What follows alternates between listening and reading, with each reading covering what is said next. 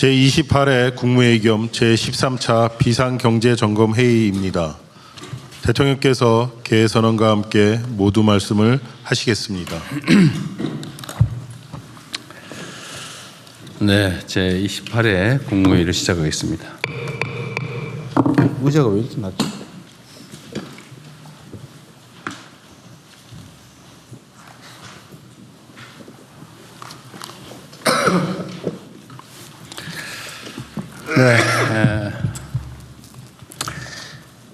내일부터 민선 9기 지방정부의 임기가 시작됩니다. 지방자치 개막 이미 31년인 것 같습니다. 이제 새로운 지방정부는 본격적인 균형발전 시대의 출발점이 되어야 되겠습니다. 모두가 아는 것처럼 현재 수도권은 지나친 과밀화, 또 전력, 용수, 토지 부족 때문에 엄청난 부작용을 겪고 있습니다. 지방은 부족해서 소멸하고 수도권은 넘쳐서 폭발할 지경이어서 이게 대한민국의 국가 경쟁력을 잠식하고 있는 건 모두가 알고 있습니다. 이것 때문에 각 지방의 특성을 감안한 획기적인 초격차 전략산업 다극화가 필요합니다. 이는 수도권을 위해서도 또 대한민국 국가 전체를 위해서도 반드시 가야 할 길입니다. 이런 측면에서 어제 발표한 대한민국 대도약 3대 메가 프로젝트는 차별과 배제, 불균형을 낳는 수도권 1급 체제를 극복하는 것인 동시에 전국이 고르게 성장 기회를 누리는 모두의 성장 시대를 여는 핵심 열쇠입니다. 무엇보다 대한민국의 더 큰 도약을 위해 담대한 결단을 내려준 기업인 여러분, 다시 한번 감사드립니다. 해외가 아닌 조국의 미래를 선택한 여러분의 결정이 틀린 결정이 되지 않도록 우리 대한민국 정부가 적극적으로 뒷받침하겠다는 약속을 다시 한번 드립니다. 정부의 각 부처는 지방정부와 긴밀한 협력을 바탕으로 이 큰 결단을 해준 기업들의 투자 활동에 조금의 어려움이 없도록 선제적이고 전폭적인 지원을 아끼지 말아 주십시오. 아울러 정치권의 대승적인 협조도 당부드립니다. 대한민국의 미래를 위해 사활을 걸고 도전에 나선 기업들의 그리고 정부의 노력에 힘을 합쳐 주시기를 부탁드립니다. 이게 제가 어디서 자료를 보니까 영남 지역의 인구가 1,300만, 호남 지역의 인구가 500만 정도 이렇게 된다고 하는 것 같습니다. 해방 이후에는 호남 지역 인구가 훨씬 더 많았다고 해요. 근데 어쨌든 다 지나간 과거의 일이긴 하지만 현실의 결과에 남아있기도 한 아픈 과거인데 영호남 차별이 있었던 건 분명한 사실입니다. 그렇다고 그걸 어거지로 교정할 수는 없었는데 마침 이 새로운 환경이 그 불균형을 조금이나마 완화할 수 있는 그런 상황이 됐습니다. 제가 말씀드린 바가 있긴 한데 호남이 배제와 차별을 통해서 그간에 많은 어려움을 겪었는데 그게 이제 전화위복의 계기가 된 측면이 있습니다. 장기간 방치되고 개발해서 소외되면서 오히려 용수나 전력 또는 용지, 토지가 잘 관리된 측면이 있습니다. 보존된 측면이 있죠. 근데 지금은 첨단 산업, 그중에 특히 반도체 관련 산업은 전력과 용수가 이제 그리고 토지가 가장 중요한 요소가 됐습니다. 이제 수도권에서는 더 이상 전력 용수를 구할 수가 없는 상태죠. 지금 계획하고 있는 것도 감당하기 어려운 상황입니다. 특단의 조치를 해야 될 상황인데 때마침 AI의 열풍 때문에 대규모 투자가 필요한 상황이 됐고 마침 또 여력이 있는 공간이 호남이었기 때문에 이런 결정에 이를 수 있었다라는 점을 말씀드립니다. 이걸 가지고 지역 차별 운운하는 경우도 있긴 한 것 같은데 뭐 지금 요 사안 자체만 보면 호남 지역에 투자가 조금 많은 게 사실이긴 하죠. 그러나 역사적으로 누적된 투자 양을 비교한다면 그야말로 조족지열에 불과하다라는 점을 모두 이해해 주시기 바랍니다. 이게 모두 대한민국의 전체적인 발전 또 대한민국의 미래가 걸린 국토 균형 발전을 위한 매우 다행스러운 결과다라고 이해해 주시면 좋겠습니다. 중동 전쟁 종전 상황이 우여곡절을 겪고 있긴 한데 이런 초유의 복합 위기 속에서도 우리 대한민국은 큰 혼란 없이 슬기롭게 위기를 견뎌내고 있습니다. 물론 지금 이번에 위기 상황에서 많은 국민들께서 어려움을 겪고 계십니다. 그러나 그 어려움은 모두가 겪는 것이기도 하고 또 그 어려움을 최소화하기 위한 우리의 노력도 약간의 효과가 있어서 더 큰 고통을 겪지 않고 잘 견뎌내고 있다 이런 말씀을 드립니다. 다 국민 여러분의 협조 덕분입니다. 호르무즈 해협에 우리 선박 중에 사정이 있어서 나올 수 없는 두 척을 빼고 모든 선박들이 어느 나라보다 빠르게 해협을 다 빠져나왔습니다. 지금 한 척은 지금 빠져나오는 중인데 위험 지역은 거의 벗어났다고 합니다. 이 모두 정부를 믿고 힘을 모아주신 국민 여러분의 덕분이고 또 해수부, 외교부, 국정원 이런 관련 부처 공무원들이 참으로 애쓴 결과입니다. 다시 한번 감사드리고요. 그런데 아직 위기가 끝나지 않았습니다. 이 종전이 이루어진다 해도 세계 경제가 완전히 정상화되려면 상당한 시일이 소요될 것으로 봅니다. 이제는 단기적인 대응은 물론이고 중장기 차원에서 보다 효율적이고 집중적인 위기 관리가 필요하겠습니다. 상시적이고 체계적인 대처를 위해서 앞으로는 내각을 중심으로 비상대응 체제를 더 확실히 해주시기를 부탁드립니다. 그때그때 필요한 조치들은 신속하게 추진하고 또 에너지와 원자재 공급망의 다변화 같은 장기 과제들도 흔들림 없이 이어나가 주시기 바랍니다. 약간 소소한 문제라고 보여지긴 한데 이것도 쉬운 일은 아니어서 한 말씀 드리겠습니다. 지속 가능한 성장 동력 창출의 또 다른 기반은 실질적인 소비 능력 또는 소비 활력 제고입니다. 지난 1분기에 민간 소비가 회복 흐름을 보이기는 했는데 이를 더욱 가속화하기 위해서는 다양한 소비 진작 대책이 추가로 더 있어야 되겠습니다. 특히 전통시장과 골목상권 경기 활성화의 효과가 큰 지역화폐 활용도를 높이는 노력이 꼭 필요합니다. 그래서 이 하나의 좀 가능한 자원이 있어서 말씀드리는 겁니다. 카드 결제, 쇼핑, 멤버십 가입 이런 것들을 하면 소위 적립되는 포인트가 있습니다. 그런데 이 포인트 중에 사용되지 않고 있는 게 많습니다. 몰랐거나 아니면 쓸 수 없는 사정이 있거나 이래서 사용되지 않고 숨어있는 포인트가 수십조에 이른다고 해요. 이 수십조의 각종 포인트를 지역화폐로 전환하는 방안을 추진하면 좋겠습니다.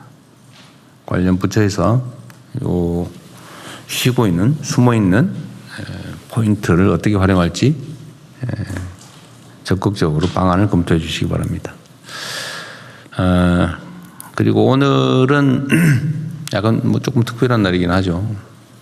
우리 한성숙 총리 후보님 겸 장관님 고생 많이 하시죠. 큰 책임을 부담하는 그런 역할을 맡기 위해서는 또 국민들의 검증을 거쳐야 되니까요. 고생하셨습니다. 그리고 이제 조만간 특별한 사정이 없으면 총리가 교체되게 될 것 같은데 우리 김인석 총리님 그동안 고생 많으셨어요. 정말로 크게 국정에 도움이 됐고 전체적인 지휘를 너무 잘해 주셨어요. 지금 우리 정부가 만들어낸 여러 성과들이 있는데 그건 역시 이 내각의 우리 국무위원 여러분 포함해서 우리 총리님 역할이 가장 컸다고 생각합니다. 1년 내 이틀이 부족하다 그랬나요? 네. 이틀 남았습니다. 이틀 남았어요. 어쨌든 363일 된 모양이군요. 363일간 고생 많으셨습니다. 우리 고생하신 총리님한테 박수 한번 드릴까요?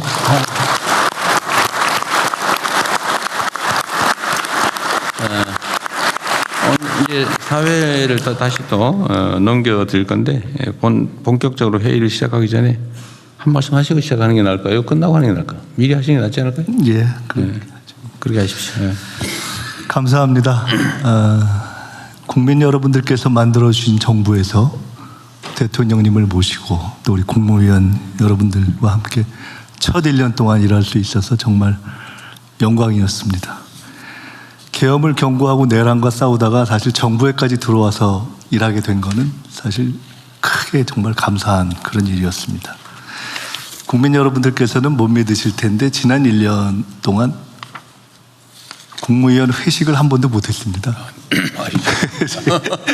제가 아쉬우신 모양인데 대통령님께 몇 번 아니 저희가 회식을 한 번도 못했는데요 이렇게 말씀드렸더니 그거 참 뉴스고 괜찮네요 이러시죠. 그러고 회식을 하자는 말씀 회의만 너무 많이 한 것 같습니다. 안 하셨습니다. 그럴 정도로 정말 바쁘게 달려왔고 점심도 뭐 제때 저희가 먹지 못하고 이렇게 쭉 국무회의를 해온 그런 연속이었습니다. 저로서도 참 보람 있는 일들이 많았습니다. 에이펙을 성공적으로 치러내고 글로벌 AI 허브 유치하고 의대생들 복귀 또 행정부 내란 청산 자살 감소 광주 전남 통합에서 어제 우리 대기업들이 대대적인 지방 투자를 결정하는 과정에 이르는 등등의 과정과 성과에 다 큰 보람을 느낍니다. 청년의 삶 해결이라든가 저희 정부가 해결해야 될 그런 여러 가지 문제들이 남아있는데 그것은 국회와 당으로 돌아가서 또 계속하겠습니다. 제가 오늘 특별히 꼭 한 말씀 드리고 싶은 것이 있습니다. 20년 후면 해방 100년입니다. 5천년 역사에 처음으로 대한민국이 세계를 선도할 수 있는 시대가 저는 열리고 있다고 확신합니다. 이건 정말 확신입니다. 그리고 저는 대통령님께서 그런 꿈과 확신을 갖고 계시다 하는 것을 너무 잘 알고 있습니다. 이재명 정부가 시간이 지난 후에 대한민국의 황금시대의 첫 장이었다 이렇게 기록될 수 있도록 국민 여러분을 받들고 대통령님을 중심으로 또 우리 훌륭하신 후임 총리와 함께 더 열심히 해주시기를 부탁드립니다. 저도 국정 성공을 위해서 당과 국회에서 더 열심히 전력을 다해서 뛰겠습니다. 감사합니다. 다시 한번 인사 올리겠습니다.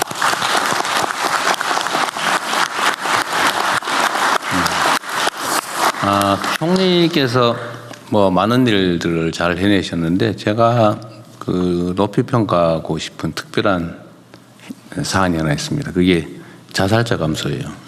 총리께서 어쨌든 총괄 책임을 지고 여러 국무위원들 또 다른 처청까지 다들 했었는데 지방정부까지 하여튼 이 올 연초 통계부터 보면 어쨌든 월간 수백 단위로 자살자가 줄었습니다. 참 자살이란 말 입에 내기가 참 그런데 어쨌든 우리 정부가 목표하는 여러 가지가 있지만 국민의 목숨을 살리는 정부가 되겠다 이런 말씀 가끔 드리는데 연간 15,000명 가까운 자살자들이 생겨나고 있잖아요. 근데 어쨌든 그걸 시스템을 좀 정비하고 관심을 가지고 조금씩 노력한 게 성과가 나고 있는 것 같아요.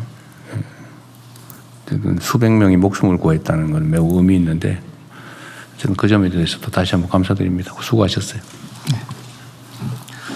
네, 이후 회의는 국무총리께서 진행해 주시겠습니다. 네, 그러면은 우선 현안 토의부터 하겠습니다. 중동 전쟁 관련 비상 국정 운영 및 대응 현황에 대해서 재경부 차관님부터 산업부, 금융위, 복지부, 외교부 장관님 순서대로 발제 부탁드립니다. 오늘은 전심 때 이전에 한번 끝내보도록 마지막 회의인데 네. 주재한 총리의 책임도 적지 않습니다. 지금. 알고 보니까 다 제 잘못이었습니다. 네, 오늘은 가급적 예, 전입 시간 전에. 대통령님 한 말씀 해도 될까요? 말씀을 하십시오. 오늘은 뭐 특별한 날이니까요. 예. 어제는 우리 사회 경제사적으로 역사적인 날이었다고 생각합니다.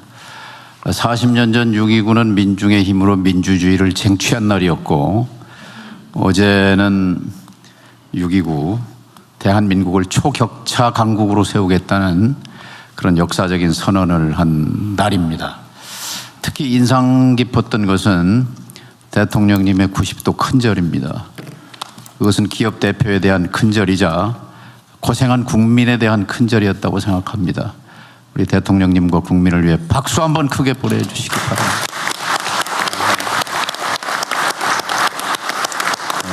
오늘은 완전히 뭐 서로 칭찬하는 모드인가 봐요. 어제 발표를 통해서 그동안 소외된 지역과 지방에 대한 축복이었고 또 대한민국에 대한 축복이었다고 생각합니다. 눈 떠보니까 선진국이다 그런 놀라움에 더해서 이제 벼락치듯이 다가온 HBM 반도체 초강국이라는 현실은 역사의 신이 우리에게 준 축복이다, 선물이다 이렇게 생각합니다. 어제 한 참석자 그 제안대로 이 반도체 초강국의 경쟁력을 바탕으로 이제 AI 공장 수출 국가, 피지컬 AI 다크 팩토리 수출 국가로 가자 하는 그런 비전 제안을 했는데요. 그것이 사실은 이재명 정부가 들어서면서 작년 6월부터 착착 전북과 경남을 중심으로 피지컬 AI 선도 프로젝트 1등 만들기 선도 프로젝트가 착착 진행되고 있다 하는 말씀도 덧붙이고 싶습니다. 다시 한번 대통령님의 결단 그리고 우리 국민들 기업들께 감사드립니다. 감사합니다. 이게 아마도 전북은 좀 더 신경 써라 이런 취지로 들리는데 바로 뭐 그런 뜻도 있습니다. 어쨌든 어제 그 정책 발표 때문에 뭐 잘된 데는 또 잘된 데대로 그러겠지만 또 약간 소외됐다고 생각되는 지역은 또 좀 섭섭할 수 있을 것 같아요. 근데 그 문제는 우리가 또 추가적인 대책을 통해서 보완해 나갈 생각입니다. 지금은 일단 주요한 거 몇 가지를 하고 지금은 AI가 중요해서 거기에 집중하고 있는데 그 외에도 지방 중심 정책은 계속 확대해 나갈 거니까요. 동네에서 너무 소소하게 생각하지 말라고 하십시오. 예, 기대하겠습니다. 네. 네. 예. 먼저 재경부 거시경제 물가 대응반 상황에 대해서 보고드리겠습니다. 먼저 거시 동향입니다. 미 이란의 무력 충돌 재개로 긴장감이 고조되었으나 상호 공격 중단, 6월 30일 회담 개최 합의, 이거는 밤사이에 이란 외무부에서 수일 내 회의가 없다는 입장을 밝혀서 좀 어서티가 있는 상황입니다. 등으로 유가 70불대 초반, 환율 1,540원대, 국고채 금리 3.7%대로 등락하고 있습니다. 정부는 중동 정쟁 충격 최소화를 위해 범정부 비상경제 체제를 가동하고 추경 등 가용 수단을 총동원하여 대응한 결과 우리 경제는 견조한 성장 흐름을 지속하는 중입니다. 중동 전쟁에도 불구하고 1분기에 OECD 최고 수준인 전분기 대비 1.8% 성장을 달성하고 주요 기관들도 26년 한국 경제 성장률 전망치를 2%대 후반으로 큰 폭 상향 조정을 하는 추세입니다. 1월과 4월 중에 1,027억 불의 역대 최대 경상수지 흑자 등으로 대외 건전성도 굳건하게 유지되고 있습니다. 원유 대체 수입선 확보, 나프타 등 긴급 수급 조정 조치 등 전방위적인 노력으로 에너지 수급 및 공급망 상황이 점차 안정화되고 있습니다. 석유류 최고 가격제 유류 인하 확대 등을 통해 물가 상승 압력도 완충하고 있습니다. 다만 중동 전쟁 여파에 따른 물가 상승 압력 지속, 청년 고용 등 고용 둔화, 환율 금리의 변동성 확대 등의 영향으로 민생의 어려움을 지속되고 있습니다. 다음 대응 방향입니다. 높은 경계심을 유지하면서 중동 상황을 모니터링하고 민생 부담 경감에 총력하도록 하겠습니다. 공급망입니다. 석유화학 제품 원료 등 긴급 수급 조정 조치 등을 당분간 유지하면서 나프타 파생 상품을 중심으로 지속적으로 수급을 안정적으로 관리해 나가겠습니다. 물가는 7차 석유류 최고 가격 리터당 150원 인하, 1조 원 규모 재정 투입 등 지난주 금요일 발표한 민생물가 안정 및 서민 부담 경감 방안을 신속하게 추진하여 하반기 중 물가 상승률을 3% 이내로 관리하도록 하겠습니다. 고용입니다. 빠른 시일 내에 청년 일자리 회복 방안, AX 등 산업 전환 고용 안정 기본 계획을 마련하고 소관 부처별로 제조업 등 고용 부진 업종별 대응 과제 지속 발굴 추진하도록 하겠습니다. 외환금리 쪽은 고환율 피해 중소기업 지원 대책 및 취약차주 지원 방안을 마련하도록 하겠습니다. 이상입니다. 네. 예, 에너지 수급반 보고 드리겠습니다. 먼저 여건 평가입니다. 미국과 이란 간 종전 MOU 체결 이후에도 공습이 이어지고 있는 등 중동 지역의 긴장은 아직까지는 이어지고 있습니다. 다만 호르무즈 해협 통항이 재개되면서 전반적인 도입 여건은 점차 개선되고 있습니다. 그에 따라 도입 물량도 회복세입니다. 7월 원유는 전년 대비 100% 이상, 나프타는 95% 이상 확보하였으며 8월 원유 도입도 빠르게 상승하여 이미 90% 이상 확보 중입니다. 보건의료, 핵심 산업, 민생 품목 등 필수재 공급망도 전반적으로 안정세를 보이고 있습니다. 다만 일부 품목에서 미스매치에 따른 간헐적인 병목이 발생할 가능성은 아직 남아있는 만큼 상황을 계속 모니터링하겠습니다. 가격 측면에서는 민생 부담 완화를 위해 국제유가 하락분을 선제적으로 반영하여 지난 토요일 0시부터 최고 가격을 인하했습니다. 휘발유, 경유 등유 모두 6차 최고 가격 대비 리터당 150원씩 인하하였고 이에 따라 주유소 판매 가격도 하락하고 있습니다. 오늘 새벽 6시 기준으로 휘발유 1,961원, 경유 1,952원으로 지난 금요일 대비 리터당 45원이 인하되고 있습니다. 주말이 끼어 있어서 아직 주유소들의 재고 소진이 일정 시일이 필요하다는 측면을 고려할 때 이번 주부터 본격 하락분이 반영될 것으로 예상됩니다. 다음은 대응 계획입니다. 수급 안정 상황과 위기 경보에 따른 국민 불편, 경제 파급 효과 등을 종합 고려하여 자원 안보 위기 경보를 하향 조정하겠습니다. 원유의 경우 현재 3단계인 경계 단계를 2단계인 주의로 낮추고 LNG는 주의 단계를 전면 해제할 계획입니다. 수급 여건이 개선됨에 따라 원유 운임 차액 확대 지원, 비축유 수합, 나프타 대체 수입 확대 지원 등의 조치는 6월 30일까지만 운영할 계획입니다. 이 경우 남게 되는 중동 위기에 따른 완정화 조치로는 나프타 석화 제품 수급 조치하고 최고 가격제만 남게 됩니다.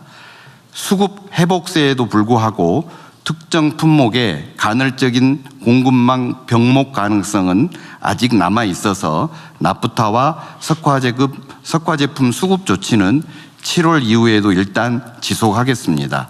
아울러 기후부가 실시 중인 공공차량 2부제는 5부제로 완화하고 공영주차장 5부제는 해제할 방침입니다. 리터당 150원 인하했던 최고 가격제는 국제 유가 및 제품가의 가격, 국제 제품가의 가격 또 민생 부담, 물가 등을 종합 고려하여 해제 시기를 추후 검토토록 하겠습니다. 최고 가격 인하 효과가 시장에 빠르게 반영되도록 정부, 소비자단체, 공공기관 등과 함께 시장 감시도 강화하겠습니다. 또한 착한 주유소가 지속적으로 가격 안정의 선도적 역할을 하도록 홍보와 지원도 병행하겠습니다. 최고 가격제 시행에 따른 정유사 손실 보전을 위해 정산위원회 가동 등의 준비도 차질 없이 진행하겠습니다.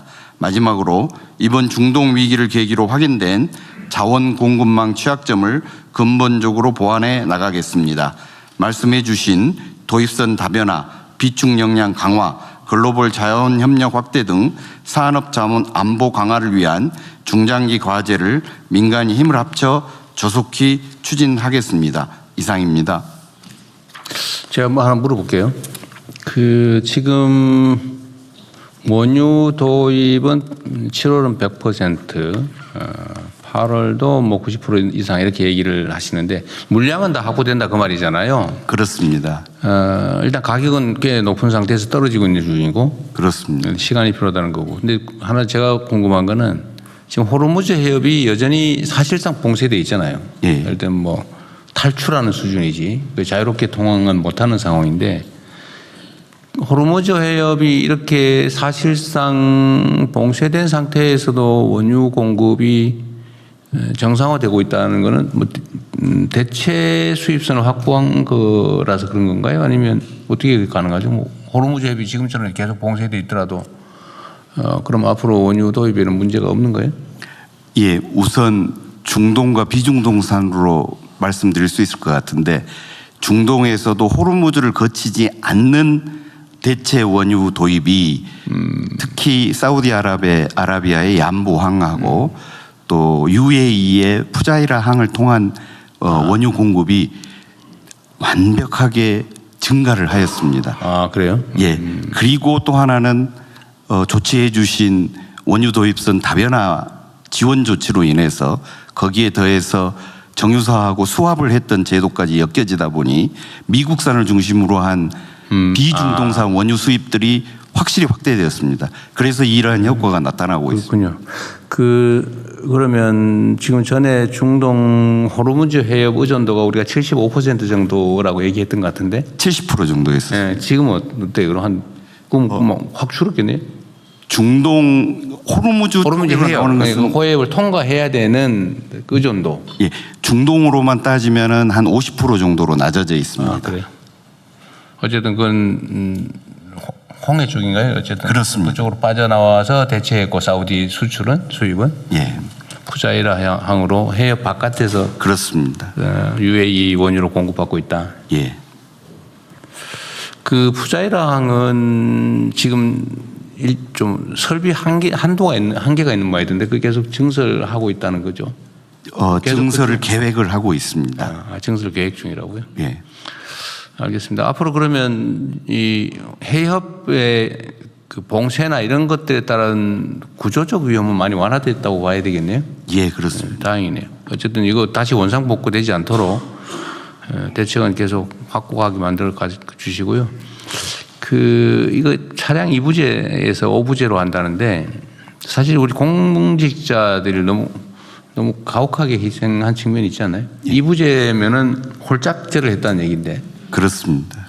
반은 못 탔다는 얘기인데 5부제로 하면 5일 중에 4일 하루, 5일 중에 하루 이렇게 되는 건가요? 근무 기준으로 일주일에 한 번. 근데 이거 5부제나 10부제나 아니면 이제 해제하는 거나 그렇게 차이가 커요? 이게 약간 이게 지금 어쨌든 완화돼서 정상화되어 가는 과정인데 우리가 위기 상황에서 공직자들이 모범을 보이려고 우리도 좀 선제적으로 하는 거잖아요. 근데 해제되는 과정도 꼭 이렇게 단계적으로 해야 되나요? 그 지금 해도 별로 지장 없는 거 아니에요? 다 풀어줘도? 예, 소비에 미치는 영향 쪽으로만 따지면 5부제가 하지 않는다 하더라도 크게 문제가 되거든요. 그러니까 내가 보면 그럴 것 같아요. 이게 이제 우리가 국민들께 앞으로 이렇게 소비를 줄이기 위해서 차량 10부제, 뭐 5부제 뭐 이렇게 해야 됩니다. 예. 우리가 먼저 공직자들이 하겠습니다. 이렇게 한 건데 이건 이제 시범 보일 필요가 없잖아요. 지금은 이제 완화되는 때는. 예, 저희 공직자들이 차마 아예 없애겠습니다. 그 말씀을 드리지를 못해서. 그런 것 같아요. 예. 네, 대통령 그게 기후부에서 하는데 말씀대로 연료 소비량은 좀 뭐 그렇게 크지 않더라도 네.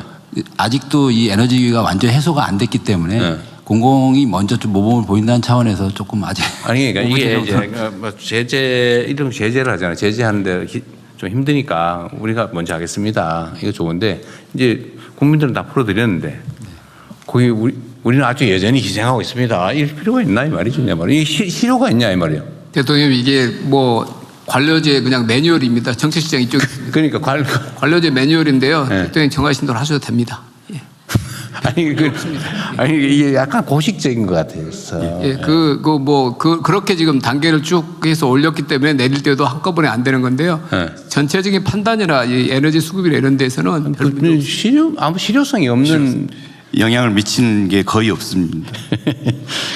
이거 그냥 이거 다 풀어주는 걸 하시죠. 예, 그렇게 하겠습니다. 왜냐하면 이거 악화되면 모르겠는데 완화되는데도 뭐 굳이 이럴 필요 있나 싶은데 이 차량 2부제, 5부제 때문에 공직자들 그 편법 쓰다가 지금 고위공직자 몇 사람이 지금 문제가 됐잖아요. 날아갔잖아요.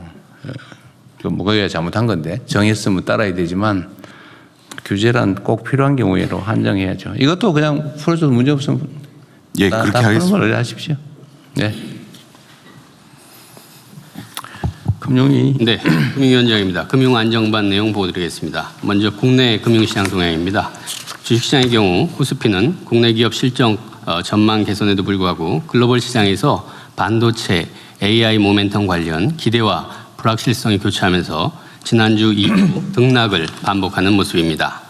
채권 시장은 유가 하락 흐름에 연동되면서 금리도 하락하였으나 글로벌 기준금리 인상 경계감 영향으로 하락폭은 다소 제한적입니다.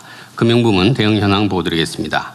민생 실물 경제 지원을 위한 정책금융 지원 프로그램 10조 원이 집행되었으며 은행권 중심으로 피해기업 등 대상 39조 원이 지원되었고 업권별 상생금융 노력이 지속 추진 중입니다. 석화기업 나프타 수입 지원 관련해서 세 번째 사례인 대한유화에 대한 신용장 한도를 6천만 불 상향합니다. 민생 실물 부분에 긴급한 자금 수요 지원과 이자 부담 완화 노력도 지속하고 있습니다.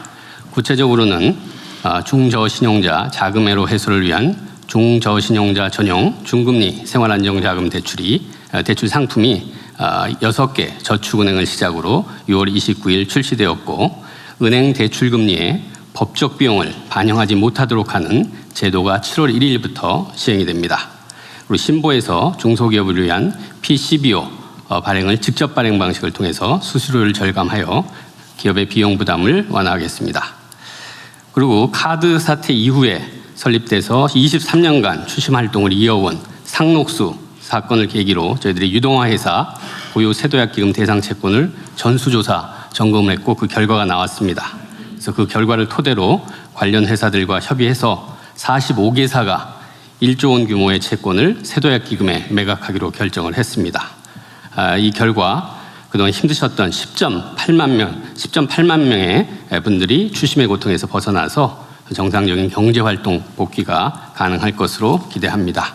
밑에 박스를 보시면 청년 미래적금이 출시 5일 만에 신청 인원이 115만 명을 돌파했습니다. 이건 지난주까지의 실적이고요. 어제 39만 명이 추가로 신청해서 누적으로는 153만 명의 청년들이 신청을 해서 호응이 굉장히 높습니다. 이번 주부터는 출생연도 끝자리 5부제가 해제돼서 출생연도에 관계없이 어느 요일에나 누구나 가입하실 수 있습니다.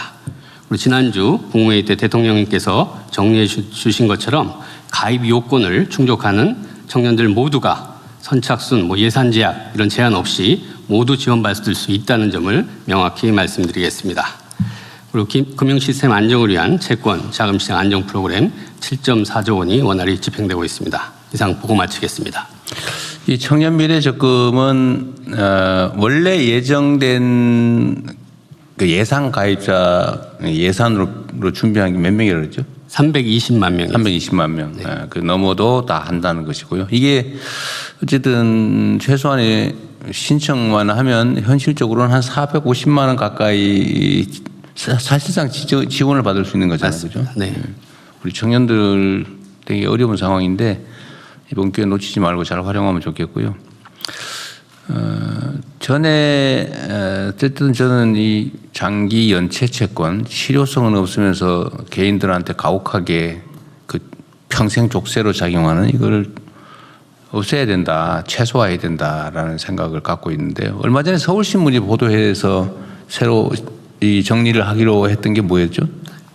캠코입니다. 캠코. 아. 네, 그러니까 공공기관들도 갖고 있는데 그런 부분도 저희들이 정리해봤더니 약간 소극적인 부분들이 있어서 그런 부분을 적극적으로 기준 세워서 다 그렇게 하고 있습니다. 캠코 공적 영역이 가지고 있는 장기 연체 채권들은 사실 사각지대처럼 숨어 있었던 건데 그것도 해소를 할 거죠? 네, 그렇습니다. 네. 근데 그거는 오늘 여기 얘기가 없는 것 같아요. 아, 그거는 이제 별도로 또 저희들이 공공기관 대상으로 해서는 저희들이 방안을 마련해서 발표를 할 예정입니다. 네. 어쨌든 그것도 좀 관심 계속 유지해 주면 좋겠습니다. 네. 민생복지반 보고 드리겠습니다. 생계위기 및 의료제품 수급 동향입니다.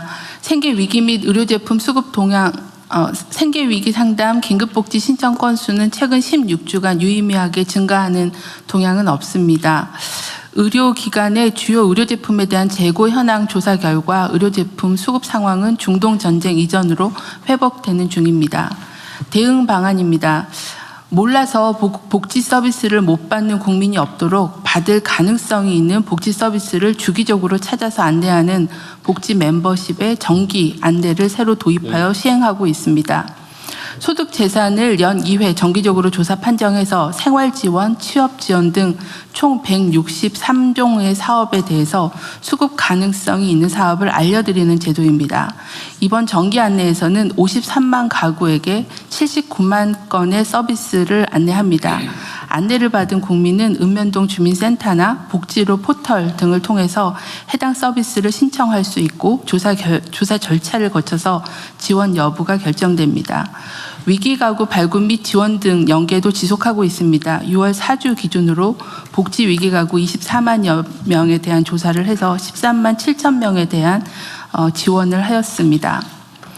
일자리 전담반 등 관계부처 회의를 통해 청년 일자리 보완 과제 그리고 업종별 고용 동향 및 대응 방향을 점검하고 있습니다. 이를 토대로 청년 일자리 회복 방안 등 부문별 대응 방안을 순차적으로 추진하겠습니다. 장애 학생들의 교육 격차를 해소하기 위해서 교구 구입 그리고 특수학교의 환경 개선, 방과 후 학교 통학비 지원 등의 사업도 확대 추진 중에 있습니다. 이상 보고를 마치겠습니다. 네, 수고하셨고요. 그 복지부 그러니까 제가 아까 잠깐 말씀드렸는데 우리가 이제 국민들 중에 소위 천수를 못 누리는 경우가 여러 유형이 있잖아요. 제가 오늘 노동부 장관님 스트레스 확 쌓이죠, 갑자기. 최근에 추락사고 계속 늘고 있어요. 네, 주말에 2건이 발생했습니다. 네. 산재 사망이 계속 늘어나고 있는데 그 포함해서 지금 이런 좀 사망 유형 그러니까 자살, 산재 사고, 교통사고 이건 뭐 일종의 과실인데 이제 범죄로 인한 뭐 살인 피해 뭐 되게 이런 그다음에 이제 재난 사고 그다음에 여름 뭐 물놀이 같은 이런 우발적 사고 이런 것들이 쭉 있을 텐데 제가 이 각 유형별로 사망 피해자의 숫자 변동 추이를 좀 조사를 좀 하라고 지금 제가 청와대에 지시를 해놨는데 일단 경찰청 혹시 나오셨어요? 예. 요새 교통사고 사망자 추이는 좀 어때요? 교통사고 24년에서 25년도에 조금 늘었는데요. 금년도에는 작년에 비해서 조금 감소 추세입니다. 그게 그냥 맡겨놓고 통계만 내는 게 아니라 줄이기 위한 노력은 끊임없이 하겠죠? 예. 부단히 하고 있습니다. 그것도 유형별로 좀 찾아보면 제가 전에 고속도로나 도로, 국도 이런 중에 사망사고 나는 데가 똑같은 데가 거의 비슷하게 다 재발하잖아요. 예. 다발하는 장소. 네, 다발 장소가 있기 마련인데 사실 똑같은 장소에서 똑같은 사고가 자꾸 난다는 거는 우리가 대비를 못했다는 뜻이거든요. 예. 일본에 뭐 커브가 심하다든지 그러면 과속 못하게 하여튼 영안 되면 과속 방지턱이라도 만들고 옛날에 그 가짜 경찰도 세워놓고 막 그랬는데 그렇습니다. 아니면 실제 단속을 하든지 예, 저희가 뭐 이렇게 해서라도 줄여야 되는데 예, 그런 노력을 계속하고 있습니다. 하여튼 각 부처청 중에서 이 총리께서 그만두시니까 이제 저쪽에다 거의 총리한테 말씀을 드려야 될 것 같아요. 네. 거의 총리께서 그러면 미리 숙제로 네네. 예습 숙제로 근데 사망 유형별로 예를 들면 자살, 산재, 산재도 예를 들면 뭐 추락 사고 분류할 수 있을 거예요. 그 다음에 왜 발생하는지도 분석하고 그걸 각 부처청에서 각별히 관리를 좀 해주세요. 검찰청 나오셨죠 지금? 혹시 살인 사건이나 이런 것들은 좀 어떻습니까? 범죄로 인한 고의 범죄로 인한 사망. 통계 자체에 대해서는 제가 수치 같은 걸 파악하고 있지는 못하지만 워낙 요즘에 이제 강력한 사건들이 일반적으로 언론에 알려지면서 특별한 특정한 지역이나 이런 데 있어가지고 국민들의 경각심은 많이 높아지는 그런 상태 같습니다.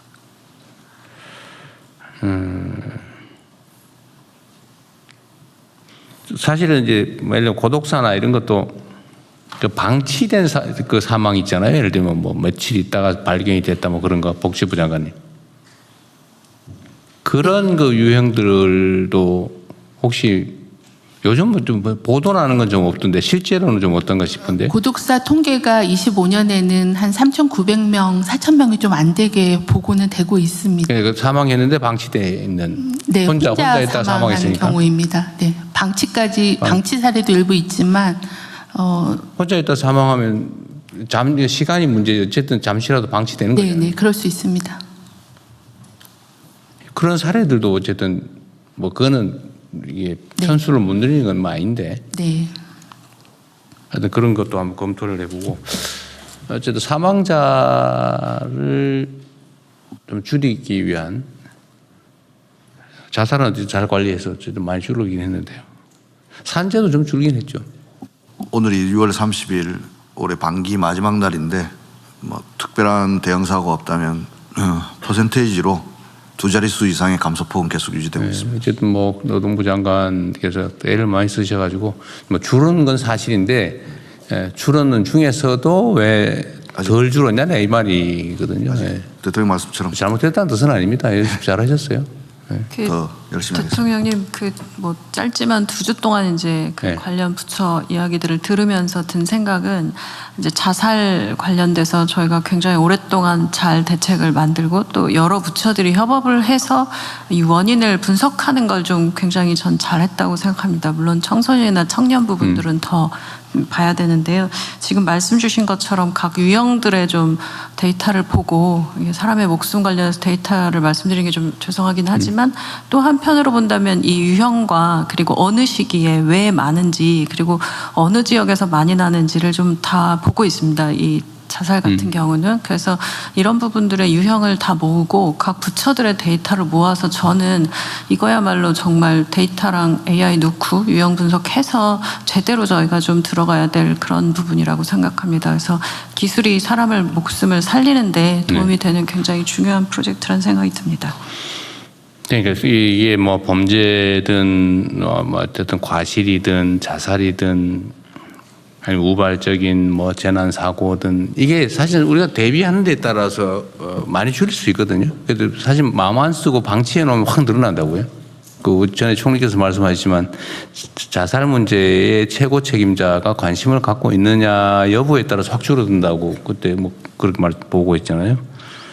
그러니까 실제로 우리가 관심 갖고 지켜보고 또 예를 들면 희망을 얘기하고 우리 사회가 좀 더 나아지겠다 싶으면 절망이 줄어들면 자살이 줄어드는 거잖아요. 그래서 우리의 좀 이렇게 의도적인 노력에 따라 충분히 사람들의 목숨을 얼마든지 구할 수 있는 것 같아요. 근데 우리가 예를 들면 방임을 해가지고 무관심해서 살 사람이 죽는다 그런 일은 최소화해야 되겠죠. 어쨌든 요거는 좀 각별히 한번 챙겨봐 주세요. 우리 청와대에서 챙기고 있긴 한데 각 부처가 결국 해야 될 일이니까요. 네, 그러겠습니다. 네. 네, 다음 해외 상황 관리관 보고 드리겠습니다. 미국과 이란 간의 협상은 최근에 다시 무력 충돌이 벌어짐에 따라서 당초 예정되어 있던 핵 문제 관련 후속 실무 협상이 지연되고 있습니다. 다만 양측이 오늘 카타르에서 그 회담을 개최한다고 하니까 지켜봐야 되겠습니다. 이 항의 에너지 관련 공급망 관련해서는 대통령님께서 모두에 강조하신 대로 장기적 대응 체제를 만드는 것이 매우 중요하다고 생각이 됩니다. 외교부는 중동 정세가 안정화되면서 기존의 중동 산유국과의 에너지 협력을 조속히 회복 또 재개할 수 있도록 준비하는 한편 중장기적으로 공급망 다변화하는 노력도 병행해 나가겠습니다. 이상입니다. 네. 어쨌든 외교부도 고생 많으셨습니다.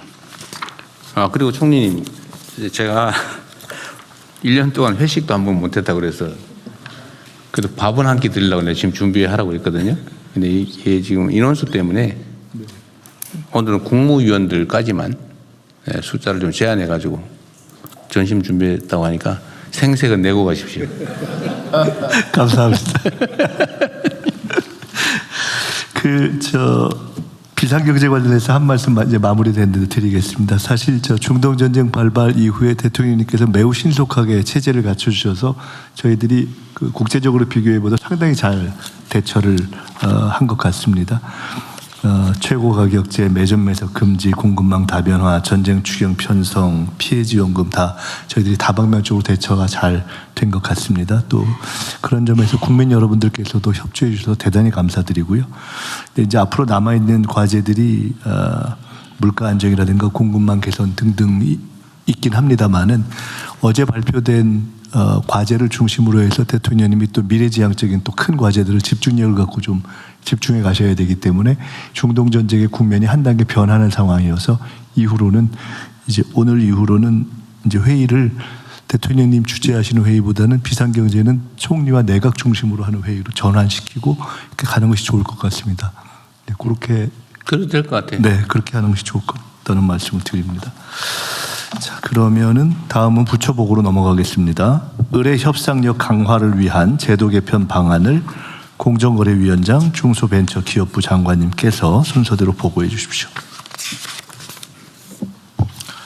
예, 본안건은 중소벤처기업부, 고용노동부 등 관계부처와 함께 마련한 것으로 중소기업, 소상공인 등 경제적 약자들이 연합해서 대기업 혹은 중견기업과 대등하게 협상할 수 있도록 공정거래법을 개편하는 것입니다. 공정거래법상 금지된 공동행위의 예외를 인정하는 것이 법 개정의 주된 내용입니다. 단체 협상은 허용하되 부작용을 최소화하도록 민관 합동 TF를 구성해서 논의해 왔었고요. 이해관계자의 의견을 폭넓게 수렴했습니다.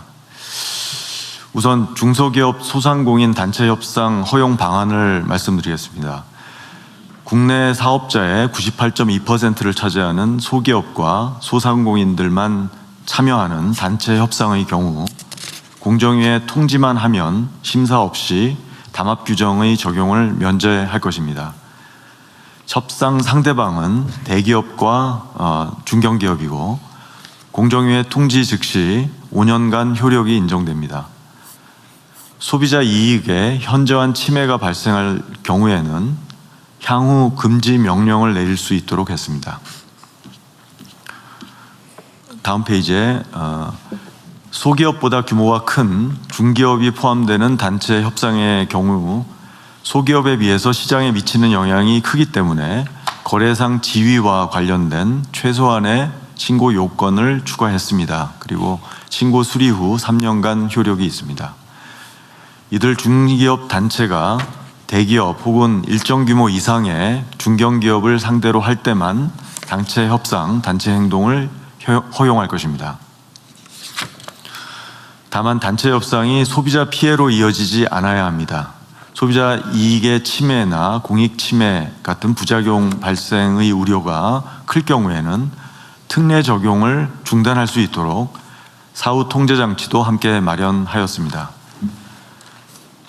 그러나 이 경우에도 사후 통제 전에 이루어지는 행위에 대해서는 면책됨을 명확히 해서 중소기업의 법적 부담은 최소화하였습니다. 허용되는 행위 유형과 관련해서는 사업자 간 가격, 거래 조건, 거래량, 거래 지역 등에 대한 합의와 정보 교환이 모두 포함되고 공동 납품 거부와 같은 단체 행동까지도 교섭력 강화를 위해서 원칙적으로 허용됩니다. 다만 입찰 담합의 경우는 제외하고 보이콧으로 인해서 소비자 피해와 같이 중대한 부작용이 발생할 경우에는 보다 강한 사후 통제 장치인 임시 중지 명령 부과를 통해 신속히 대응할 것입니다. 이번 제도 개편을 통해서 우리 경제에서 매우 높은 비중을 차지하는 중소기업, 소상공인들의 소상공인들이 담합으로 처벌될 우려 없이 단체 협상, 단체 행동을 할 수 있는 여건이 마련될 것입니다. 대등한 협상력을 통해 약자가 보다 유리한 거래 조건을 확보할 수 있는 여건이 마련되도록 했습니다. 예를 들어서 배달앱 입점 상인들이 배달 플랫폼과 수수료, 정산 주기 등의 거래 조건을 개선할 수 하기 위해 단체 협상을 활용할 수 있고 하도급 기업들도 대기업의 납품 단가 인하 요구 등에 대해서 공동 대응할 수 있습니다. 다음으로 노동조합에 대한 공정거래법 적용 제외 방안을 말씀드리겠습니다. 단체 행동을 허용하는 대상은 설립 신고된 노동조합 및 소속 노동자, 설립 신고되지 않았더라도 법원 판결 및 노동위원회 결정으로 지위를 인정받은 노동조합 및 소속 노동자, 그리고 특수고용직으로 분류되는 노무 제공자들입니다. 이들의 단체 행동을 공정거래법 적용 대상에서 제외함으로써 이들이 공정위 제재를 걱정하지 않고 노동권을 행사할 수 있게 하였습니다. 이번 제도 개편을 통해서 헌법상 기본권인 노동 3권을 보다 실질적으로 보장할 수 있게 될 것입니다. 오늘 국무회의 논의 결과를 토대로 관련법 개정안을 마련하고 신속히 법 집행을 추진하겠습니다. 이상으로 보고를 마치겠습니다. 네, 준비를 아주 잘하셨군요. 어쨌든 이 단계를 보장하되 담합으로 악용되지 않게 하는 게 중요한데 그건 잘 준비하신 것 같네요. 네. 그리고 이제 우리가 어떤 소위 개혁 조치를 할 때는 이걸 우리가 잘하는 것도 중요한데 이걸 제도화하는 게 중요하거든요. 근데 제도라고 하는 거는 이제 선의의 권한을 가진 선의인 사람들인 경우는 사실 제도가 필요 없어요. 잘할 테니까요. 철인 지배가 사실 제도를 필요로 하지는 않죠. 그런데 언제나 최악의 경우를 대비한 게 제도인데 네. 악용되지 않도록 네. 또는 다시 돌아가지 않도록 하는 조치가 필요합니다. 네, 이게 법제화하는 건 정말 잘하신 것 같아요. 네. 근데 그 이전에라도 무슨 지금 국회 상황이 어떨지 몰라서 그런데 우리가 준비하고 있는 온갖 개혁 조치들이 결국 입법으로 이제 확정이 돼야 되는데 이게 사실은 입법이 많이 지연되고 있잖아요. 네. 잘 안 되고 있어요. 근데 그 사이에는 사실 못하다 보니까 자꾸 문제가 발생하는데 그 전에라도 제가 다시 한번 강조를 드리는데요. 다른 부처청도 마찬가지입니다. 이 제도라고 하는 거는 반드시 법률로만 해야 되는 건 아니에요. 이게 헌법이 있고 법률이 있고 그다음에 이제 시행령 규칙 예를 들면 업무 지침 이런 게 위계별로 지방자치단체는 조례 규칙이 있겠지만요. 모든 건 반드시 법으로 해야 된다. 그거 아닙니다. 그래서 다 법에 의존하거든요. 그래서 이게 법 제도가 완비되지 않으면 못하는 경우도 있죠. 법에 명시가 되어 있는 경우. 그런데 그게 법에 명시가 되어 있지 않으면 그 법률의 취지에 반하지 않는 범위 내에서 시행령이나 규칙을 만들 수 있다고요. 헌법 원리상. 그래서 입법이 안 되더라도 잠정적 조치로 예를 들면 지침을 만들든지 시행령을 대통령령을 만들든지 규칙으로 불령을 만들든지 아니면 업무 지침 같은 걸로 충분히 일은 할 수 있거든요. 예. 금지되지 않았다면. 예. 다른 부처청도 마찬가지입니다. 그래서 좀 권한 행사를 법률의 취지에 맞게 하시면 좋겠어요. 이게 너무 위축이 돼가지고 법에서 직접 명시적으로 허용하지 않으면 안 하는 게 지금 대세가 된 것 같아요. 이게 공직사회 전체가 얼어 있을 뿐만 아니라 지금 우리 국무위원들의 판단에도 그게 영향을 미쳐가지고요. 법이 없으면 안 하고 싶어. 뭐 그런 게 있어요. 근데 그럴 필요가 없습니다. 국민의 권리에 직접적 제한을 가하거나 국민에게 의무와 부담을 직접적으로 부과하는 게 아니면 예를 들면 어떤 제도를 운영하는 거는 그 행정은 재량이 본질이잖아요. 자유로움. 물론 한계가 있긴 하죠. 남용하면 안 되지만 일정 범위 내에서는 재량권이 있기 때문에 그 재량을 충분히 발휘하면 좋겠어요. 법이 입법될 때까지 최소한 수개월 또는 뭐 몇 년씩 특히 뭐 상임위가 야당이라서 뭐 안 하고 태업하고 이러면 아예 못 하잖아요.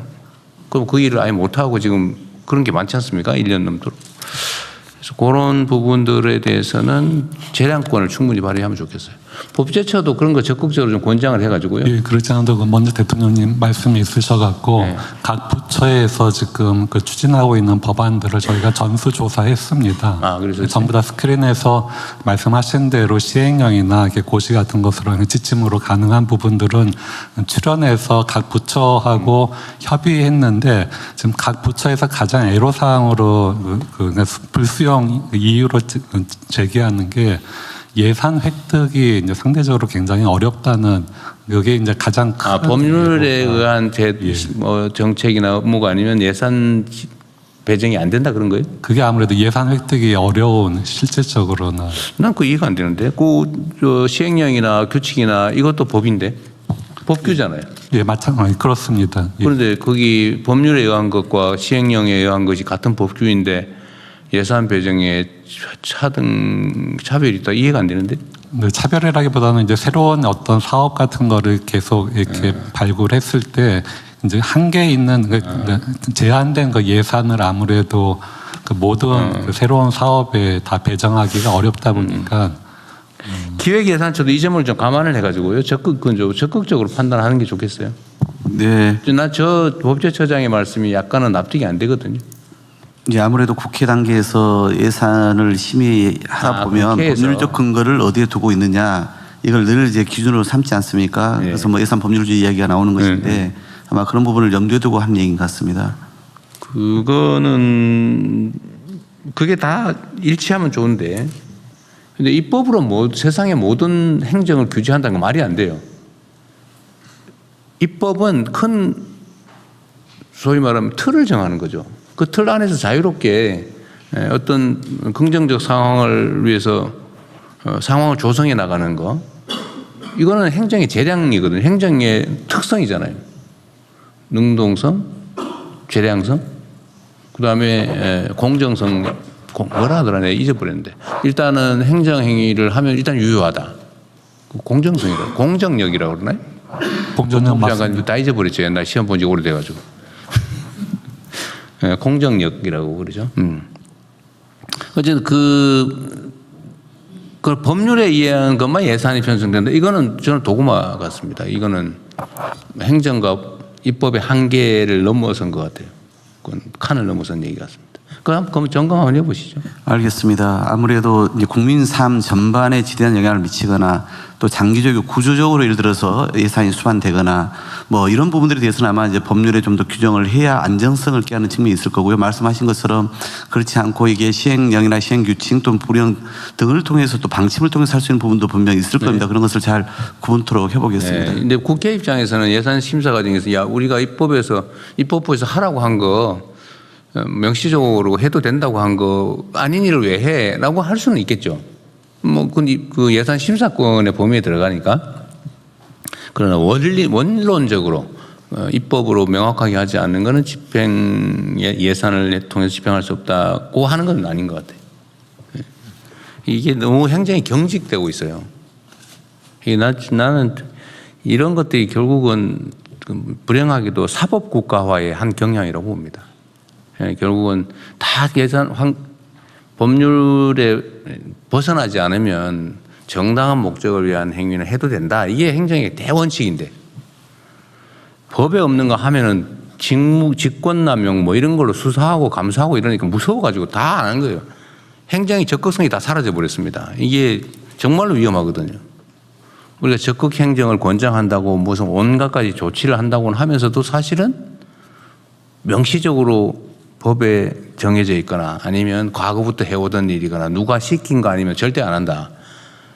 나중에 자기가 피해를 볼 수가 있으니까요. 이제 이걸 고치지 않으면 우리가 추격은 가능한데 선도가 불가능합니다. 사례가 없는 거 안 해버리면 다른 사람이 한 거 따라가는 거잖아요. 다른 나라에 사례가 있어? 이렇게 묻잖아요, 우리가요. 왜 그걸 묻습니까? 그게 정당해? 바람직해? 효율적이야? 라고 물어야지. 누가 했어? 해서 뭐 실패 안 했어? 이렇게 하면 1등 못 하잖아요. 우리 총리님 너무 잘하실 것 같아요.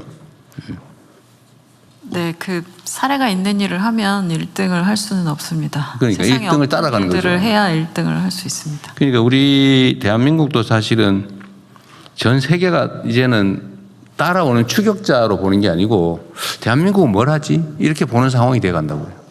그러니까 우리가 언제나 사례가 없는 거를 새롭게 우리 구상해서 나가야 되는데 이건 입법이 할 수 있는 게 아니고 결국 행정이 하는 거예요.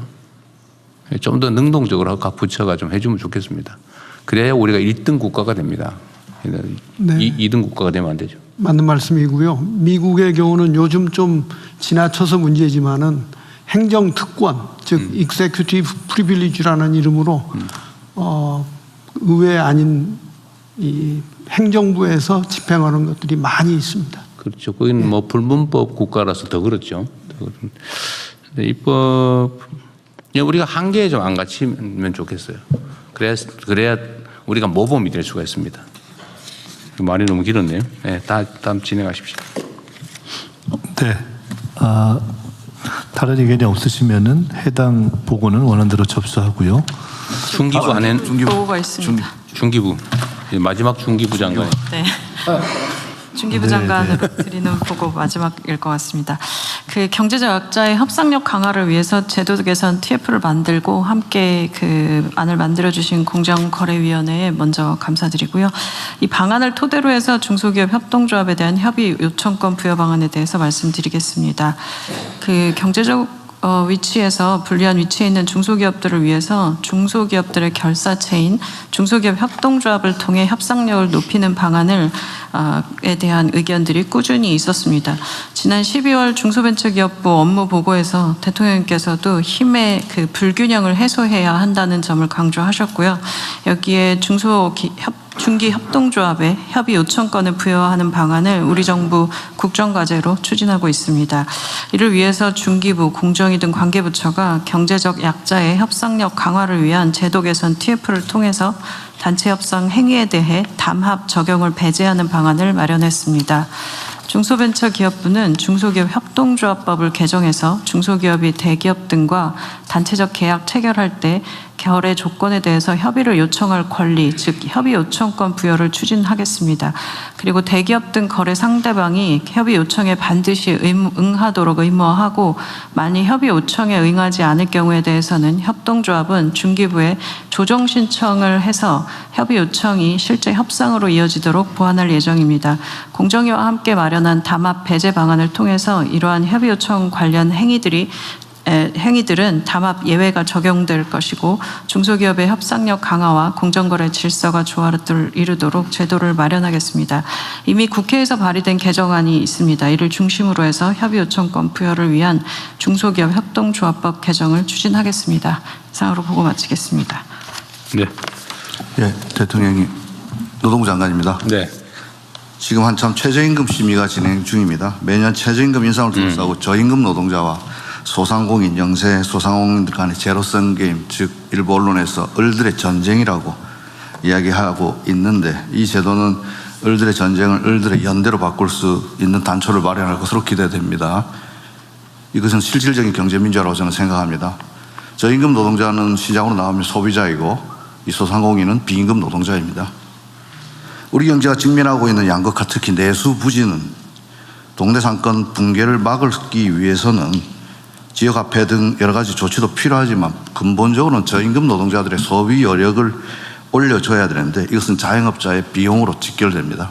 결국 이 문제를 풀기 위해서는 을들이 함께 연대해서 이들의 최종 이득을 보는 상대와 같이 협상할 수 있다면 만약 그를 통해서 저임금 노동자와 소상공인이 제로서임 죽고 살기로 이렇게 부딪히지 않는 단초가 마련된다면 그것이야말로 우리 경제가 직면하고 있는 불평등을 완화할 수 있는 아주 중요한 조치라고 저희들은 생각합니다. 나아가서 이번 공정위에서 그동안 화물연대, 건폭몰이 이런 걸 통해 가지고 노동자 활동을 마치 공정거래법으로 처벌하는 관행들이 없어진다면 어쩌면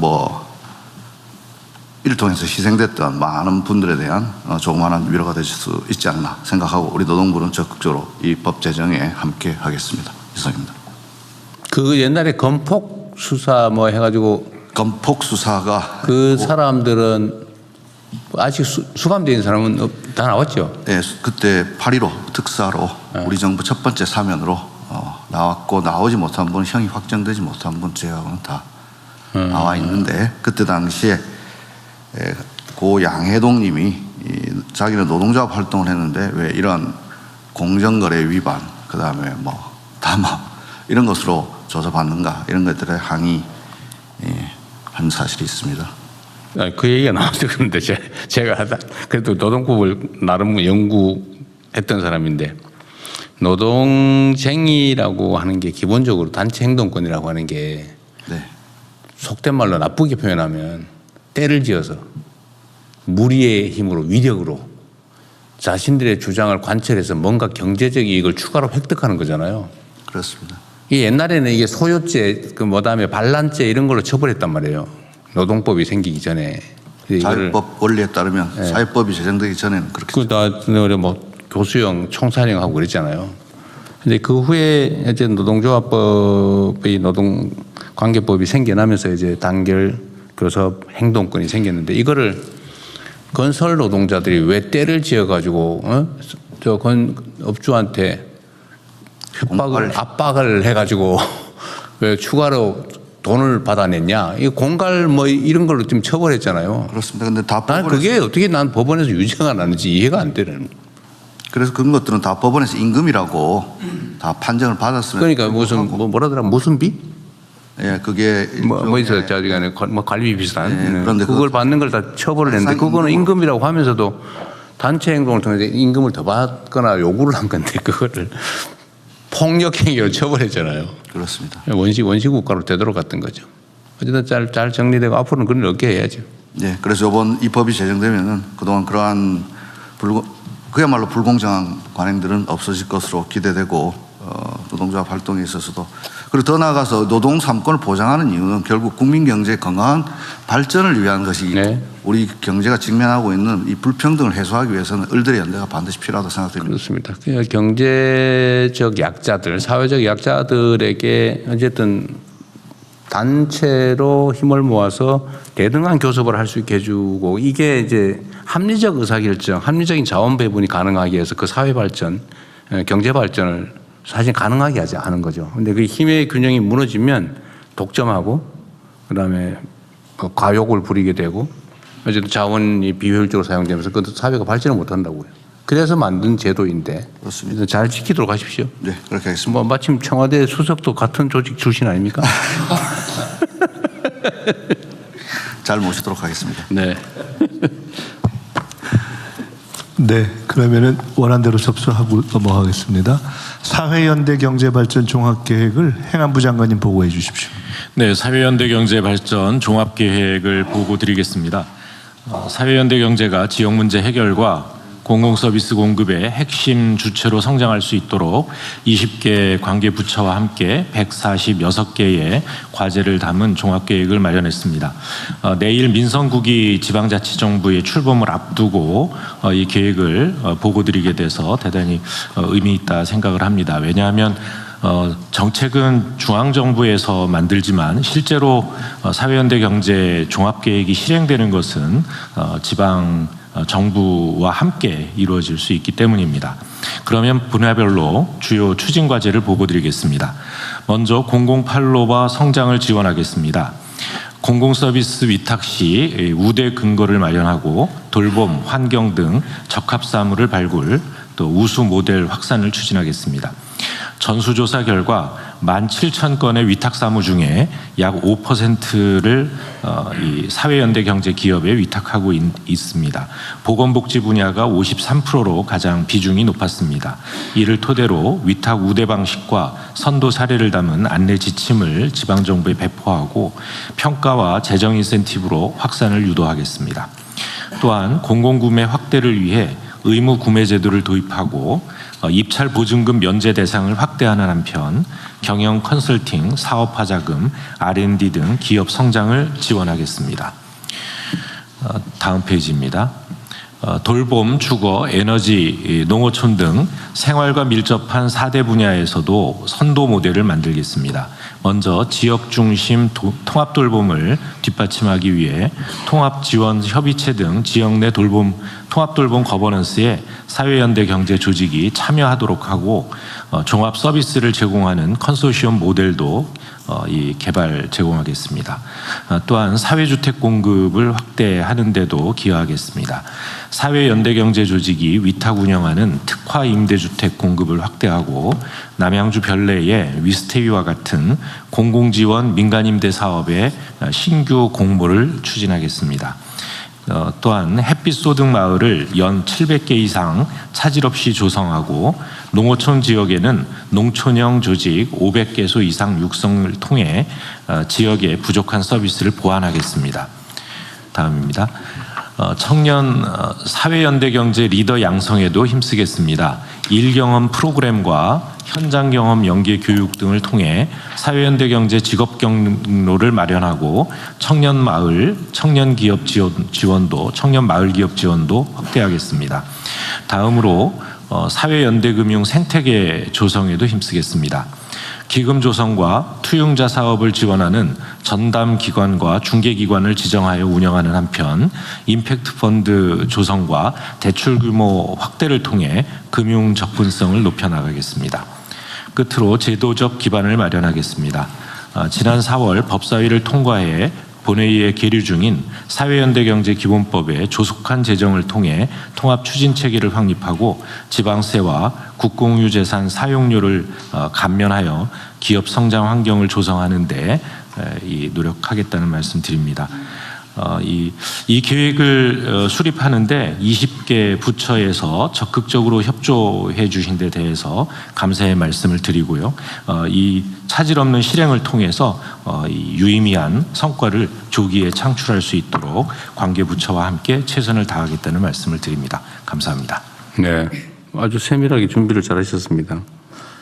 이번에 제가 이태리하고 그 양자 정상회담을 하면서 어쨌든 이태리의 협동조합 사회연대 경제 분야를 서로 협력하기로 네, MOU 작성을 했고 제가 이제 시장을 할 때도 이태리에 그것 때문에 출장도 가봐서 현장도 봤는데 이태리 북부에 무슨 주더라? 트렌티노주 말씀. 네, 거기 말고 협동조합이 아주 많이 발달한 주가 스페인에. 도레노인가요? 스페인은 몬드라곤인가? 네. 어쨌든 이 사회연대 경제가 차지하는 비중이 대개 한 8%, 10% 뭐 이런 선 정도까지 올라가 있다고 하던데 우리는 한 1% 되나요? 저희 0.2%? 예, 저희는 1%가 채 안 됩니다. 안 되죠. 예, 그런데 이번 계획을 통해서요. 그래서 2030년까지 EU 국가의 평균인 그러니까 GDP 6% 내지 7%까지 그러니까요. 확대시켜 나갈 계획을 세우고 있고요. 그 다음에 2035년까지는 EU 내에서 사회연대 경제의 선진국이라고 하는 이탈리아나 스페인, 프랑스와 같이 GDP의 10% 규모까지 이 사회연대 경제 규모를 확대할 계획을 가지고 그러니까 이게 협동조합이라고 하는 게 사회 공동체에 매우 도움이 되잖아, 그죠? 네, 오로지 돈을 벌기 위해서 누군가의 돈을 벌기 위해서 누군가는 거기에 도움이 되고 임금을 받고 이게 주류이긴 한데 아니면 창업을 하든가 이게 주류이긴 하지만 그게 아니고 이게 구성원 모두가 대등하게 동등하게 모두를 위해서 공익을 위해서 경제 활동을 하는 것도 가능하다는 걸 보여줘야 되잖아요. 네. 그런데 이게 그 경험과 좀 의지라고 그럴까? 이게 되게 중요한데 이 잘 안 돼요. 원래 동업하지 말란 말이잖아요. 싸운단 말이에요. 근데 그게 아니고 같이 하는 게 훨씬 더 도움이 되는 영역들이 있는데 그 중에서 가장 유력한 분야가 인허가를 통해서 그냥 이익이 생기는 게 있단 말이에요. 네. 인허가를 통해서. 그게 이제 공공 서비스죠. 대표적으로. 저는 무슨 개발 사업 이런 것도 사실은 가급적이면 협동조합 형태로 하는 게 좋다. 특정 기업한테 허가 내줘가지고 하는 것보다는 지금 다 그렇게 하잖아요. 그죠? 개발 허가 내주고 다 이익 다 업자가 가지고. 이렇게 하는 것보다는 그렇게 이익이 인허가 자체로부터 생기는 것들은 구성원 가능하면 다 대다수 아니면 어쨌든 한 개 회사보다는 여러 사람이 갖는 게 공익에 부합하단 말이에요. 그러니까 사적 이익으로 만들기보다는 네. 공동의 준공적 이익으로 만드는 게 공동의 이익으로 만드는 게 중요하죠. 근데 그것도 사실 그 쉽지는 않은데 근데 그러려면 이제 연습 훈련을 해야 된단 말이에요. 교육 훈련이 필요한데 이것도 그냥 어디 학원 만들어서 가르칠 수는 없잖아요. 그러니까 연습을 해야 되는데 네. 그게 제일 중요한 게 공공 서비스 같아요. 여기 지금 제일 먼저 써놓기도 하셨는데. 네네 그렇습니다.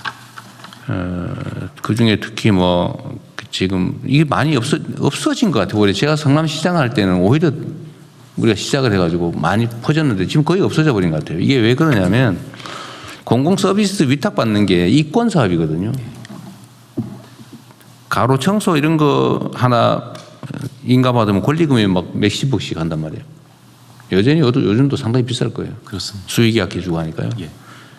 근데 그걸 사실은 청소 일하는 사람들에게 직접 일을 주면 산정된 인건비가 다 그 일하는 사람한테 갈 텐데 꼭 특정 업자한테 시장 친구, 군수, 삼촌 이런 데다 줘가지고 거기서 이거 띄어먹고 거기서 일을 시키니까 이게 부조리의 원인이 되지 않습니까? 착취의 원인이기도 하고. 그래서 이거를 최대한 좀 확대를 하겠다는 것 같은데 이거 좀 힘을 쓰면 실어주면 좋겠어요. 네, 이게 지방자치단체장, 지방정부 수장의 의지 문제거든요. 얼마나 청탁 많이 받았겠어요. 선거 때 도움도 많이 받았을 거고. 쉽지 않아요, 이게. 그래서 이거는 정부에서 좀 각별히 좀 힘을 써주면 좋겠습니다. 경쟁을 시키든지 아니면 모범적 사례를 가지고 불러다가 교육을 시키든지. 예, 그 새로 단체장 당선되신 분들한테도 적극 안내를 할 거고요. 그다음에 이 평가를 해서 저희가 이 재정 인센티브를 좀 세게 만들든지 그렇게 계획을 세우고 있습니다. 그 비율 사실 늘리자고 마음먹으면 그리 어렵지 않거든요. 제가 성남시 시장 할 때 성남시가 거의 전국의 공공 이 사회경제, 내 경제에 몇십 %를 차지하는 대통령님이 거의 처음으로 하신 거죠. 그걸 따라간 데가 몇 군데 있습니다. 근데 이따가 나중에 쓱쓱 사라지고 있더라고요. 보니까. 아직 뭐 시흥 같은 데가 좀 남아 있어요. 네. 그 후에 뭐 정부에서 인센티브는 그냥 오히려 제재도 하고 막 이래가지고 막 수사하고 이러니까 많이 없어져 버렸는데 이거 어쨌든 확장해 주면 좋겠고요. 그 뭐 돌봄도 그러고 할 게 참 많습니다. 서비스의 질도 높아지거든요. 애정 가지고 하는 거하고 뭐 임금 받고 막 시켜가지고 하는 거하고 다르잖아요. 공공 서비스 질을 올리는 데도 매우 도움이 될 것 같습니다. 그걸 통해서 이제 훈련하고 또 교육도 되고 활동가가 생겨나고 그러면 이제 민간 영역을 확산할 수 있게 되는 거죠. 예. 대통령 한 말씀만 드리겠습니다. 기획처 장관입니다. 네. 대통령도 아시는 것처럼 이제 사연대 경제 조직 안에 지금 현재 재정으로 보자라면 사회적 기업 부분에 가장 많은 지금 그 지원이 가고 있고요. 우리 기획처가 소관하는 이제 협동조합이라든가 또 지금 뭐 노동부 다 이제 지금 이제 마을기업이라든가 다 지금 나눠져 있습니다. 그런데 저희 예를 들어 협동조합만 해도 올해 한 14,000개가 있는데 여기 한 14만 명 정도가 지금 취업자 수인데 네. 취약계층을 많이 고용합니다. 네. 그러니까 취약계층이 한 66%가량이 취약계층이거든요. 그러니까 고용 측면에서도 매우 네. 용이한 부분이 있습니다. 그래서 저희들도 지난번 대통령께 보고도 드렸고 그렇지 않아도 이번 주에 제가 이제 협동조합의 날이 있어서 대통령께서 이제 네. 영상으로 축사를 보내주셨는데 그래서 그런 부분들 제가 이제 감안해서 내년도 이제 예산이 현재는 1년에 저희가 종합적으로 사연대 경제 예산이 한 1,467억 정도 됩니다. 네. 예, 그런데 이 부분을 전반적으로 저희들도 사연대 경제 조직 활성화를 위해서 그래서 좀 적극적으로 각 부처하고 좀 협의해서 내년도 예산에 반영하기 위해서 좀 준비를 하고 있다는 말씀을 드리겠습니다. 네, 어쨌든 그것도 많이 늘려주시고요.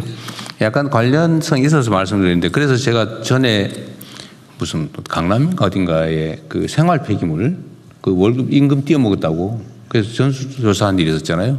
네네. 네, 그렇습니다. 근데 그때 제가 그 지시를 하면서 까먹은 게 있는데 생활 폐기물 조사를 하라니까 생활 폐기물만 조사를 하고 가로 청소 조사를 안 했더라고요. 그런데 가로 청소 부분도 조사를 하라고 지시를 했는데 혹시 네, 그 받으셨어요? 조사 다 마쳤습니다. 아, 다 마치셨어요? 예, 예. 그건 좀 어땠어요? 제가 지금 오후에 보고를 받고. 오늘 오후에 받겠어요. 예, 그럼 나중에 얘기해 주시고요. 마쳤다는 것까지만. 예. 어쨌든 이게 꽤 있을 겁니다. 그것도 뭐 중간 띄어먹은 게 띄어먹을 수밖에 없어요. 띄어먹으라고 원래 하는 거거든 그게. 어쨌든 그런 일 안 생기게 좀 하셨으면 좋겠습니다. 그게 왜 특정인이 중간에서 띄어먹습니까? 뭐 한 게 있다고? 그 보면 너무 황당해. 아니 대한민국이 문명 국가잖아요. 공공 서비스를 줬는데 일하는 사람한테 줘야지 왜 중간에 꼭 하나 걸쳐가지고 거기서 띄어먹게 하냐고요. 그래서 그거 잘 챙겨보시기 바랍니다. 네. 네. 어쨌든 이건 대폭 좀 늘리면 좋겠어요. 사회적 경제 영역은. 네. 네.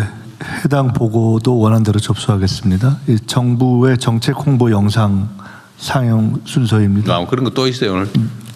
금융위원회 영상 소개해 주시죠. 네. 지난주 국정홍보점검회의에서 우수 사례로 선정된 청년 미래적금 홍보 동영상 쇼츠를 소개해드리겠습니다. 이 아무래도 청년 미래적금 상품이라는 게 주 고객이 청년인 만큼 이 홍보도 정부 부처의 언어가 아니라 청년의 언어로 그다음에 정부 부처의 방식이 아니라 청년의 방식으로 한번 소통해보자. 이게 출발점이었습니다. 그래서 청년들이 많이 찾는 입시 진로 상담 유튜버들과 또 재테크 또 전문 유튜버들이 있더라고요. 거기 함께 참여해서 자산 형성 관련해서 청년들이 자유롭게 토크하는 그 과정의 정책 내용을 좀 담았습니다. 그래서 본편은 굉장히 깁니다. 20분짜리인데 그래도 20만 회가 조회가 됐고요. 오늘 보실 거는 20분이 아니라 쇼츠로 짧게 한 건데 그건 한 90만 회 조회가 돼서 큰 호응을 얻었습니다. 그다음에 보시면 청년들이 이 필요한 정보를 자기들이 어떻게 좀 그거를 공유하고 소통하는지 아마 그걸 한번 보실 수 있을 것 같습니다. 한번 보시죠. 20만에 하니까 그랬다가 90만에 하니까 이렇게. 네. 청년 미래적금 19세부터 34세까지 한도라고 부를 수 있겠죠. 월 50만 원입니다. 만기는 3년입니다. 그러면 혜택이 뭐냐? 세금을 안 냅니다. 세금 없는 것만 가지고는 살짝 서운하죠? 뭘 줄까요? 뽀찌? 뽀찌를 떼준다. 직관적으로 금융위원회에서 하는 건데 뽀찌를 떼준다는 거 미친 적금 뽀찌 떼줄만 해요. 자, 청년 미래적금이면 뭘 떼주죠? 기여금을 줍니다. 기여금. 이 기여금은 최대 12%를 얹어줍니다. 내가 50 넣을 때 한쪽에서 월에 6만 원이 6만 원 넣어줍니다. 같이 들어간. 오. 미국의 S&P 500의 과거 평균 수익률이 12.2%입니다. 일반 적금을 해가지고 요거랑 똑같은 혜택을 받기 위해서는 한 19% 나와야 돼요. 19% 차이가? 주변에 친구들한테도 얘기하고요. 처음 만나는 친구 안녕하세요. 혹시 청미적 국가에서 나오신 분 아니죠 오늘? 그만큼 사실은 전문가분께서 보셨을 때도 굉장히 매력적인 적금 상품이다 이거는. 네, 잘 만들었네요.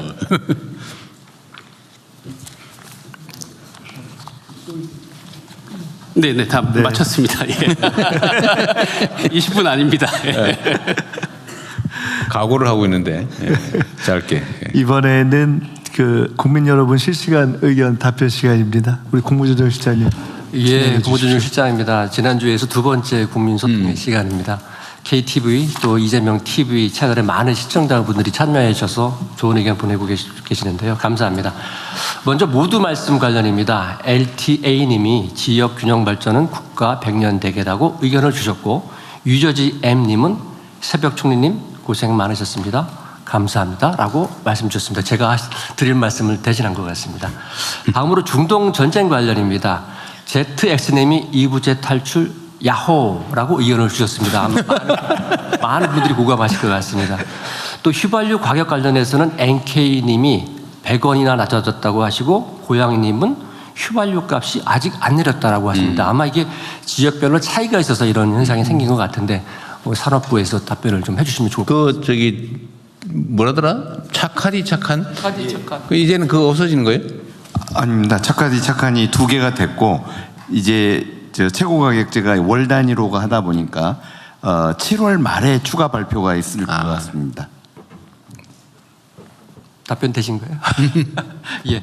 안건의 의견이 있었습니다. 덕이 홍시님 등 많은 분들께서 KR2심 사기 사건 조사해달라고 요청을 주셨는데요. 이 건은 아마 경찰청 확인이 좀 필요할 것 같은데 답변이 안 되시면 아마 추후라도 사기 사건? 뭔 사기 사건? KR2심 폰지 사기 피해라고 본인 사기? 폰지 사기라고. 폰지 사기. 네. 전국에 한 2, 3만 명이 아마 이런 사건에 노출돼가지고 날벼락 맞았다 이런 기사가 있었다고 합니다. 그 경찰청이나 검찰청이 혹시 이거 수사하고 있는지 한번 혹시 아는 거 있으세요? 폰지 사기 요새 그 옛날에 피라미드 뭐 그런 거 얘기하는 거죠. 4단계. 예. 요즘 수사 혹시 뭐 상황들 아는 거 있으시면. 예, 그 구체적인 제가 사례는 확인하지 못했는데요. 한번 챙겨 보십시오. 뭐 그런 게 있나 본데. 예. 예. 아마 외국인 관광객들도 아마 이심 판매 때 몇 킬로 해가지고 수출할 때 4단계 사기 의혹이 있다고 아마 기사가 나온 것 같은데 그거 포함해가지고 한번 조사를 해봐야 될 것 같습니다. 오늘도 뭐 시간 관계상 다 소개해드리면 좋겠는데 이 정도에서 공유를 마치도록 하겠습니다. 의견 보내주신 시청자분들께 감사드립니다. 감사합니다.